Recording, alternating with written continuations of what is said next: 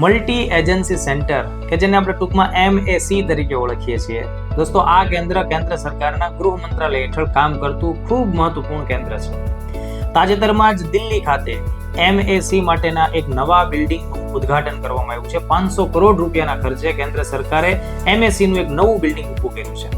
દોસ્તો, આ કેન્દ્રનું મુખ્ય કામ એ છે કે આપણા દેશની આંતરિક સુરક્ષા માટે કામ કરતી વિવિધ પ્રકારની એજન્સી, વિવિધ પ્રકારની ઇન્વેસ્ટિગેશન કામ કરતી એજન્સી, લો એન્ફોર્સમેન્ટ માટેની એજન્સી હોય કે ઇન્ટેલિજન્સ એજન્સી હોય, એ બધી જ સંસ્થાઓનું કોર્ડિનેશન આ કેન્દ્ર દ્વારા થશે.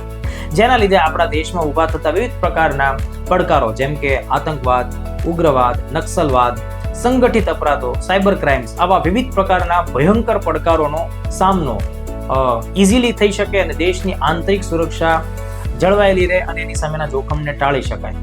આના માટે આ કેન્દ્ર રાત દિવસ કામ કરશે. આ સેન્ટરના આ નવા આખા અભિગમની સાથે તેમાં વિવિધ પ્રકારની ટેકનોલોજીસનો પણ સમન્વય કરવામાં આવ્યો છે. દાખલા તરીકે અત્યારે એમાં જે ઇન્ટેલિજન્સ નેટવર્ક ગ્રીડ ઊભી કરવામાં આવી છે તેમાં ભરપૂર માત્રામાં કૃત્રિમ બુદ્ધિમત્તાનો ઉપયોગ થશે. મશીન લર્નિંગ જેવી ટેકનોલોજી અને GIS જેવા ટેકનોલોજી ઉપક્રમોનો પણ એમાં સમાવેશ થશે. દોસ્તો, આ મલ્ટી એજન્સી સેન્ટર છે એ કઈ અત્યારથી કાર્યરત છે એવું નથી. અત્યારે તો તેના નવા બિલ્ડિંગનું ઉદ્ઘાટન થયું છે, પણ આ સંસ્થા મૂળ રીતે 2001 થી આ કેન્દ્ર કામ કરે છે. આ કેન્દ્ર દેશની આંતરિક સુરક્ષાની જાળવણી માટે અત્યંત મહત્વપૂર્ણ છે.